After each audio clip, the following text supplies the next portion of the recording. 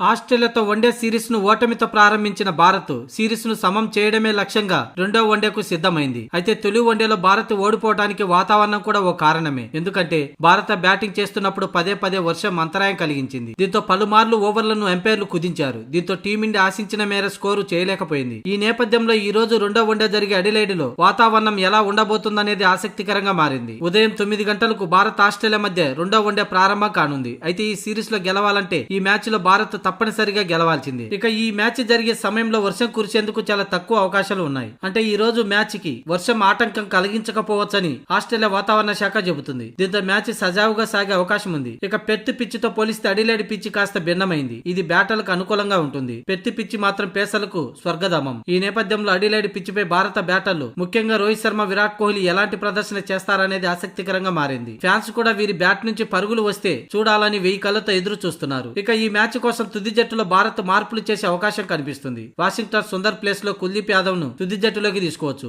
ఇక హర్షిత్ రాణా బెంచ్ గా పరిమితమయ్యే అవకాశం ఉంది. అతడి ప్లేస్ లో ప్రసిద్ధి కృష్ణకు చోటు ఇస్తారని తెలుస్తుంది. మొత్తానికి ఈ మ్యాచ్ లో టీమిండియా గెలిపే లక్ష్యంగా బరిలోకి దిగనుంది. ఒకవేళ ఈ మ్యాచ్ ఓడితే సిరీస్ ను కోల్పోతుంది. అందుకే భారత్ పక్క ప్రణాళికలతో బరిలోకి దిగాలని చూస్తుంది.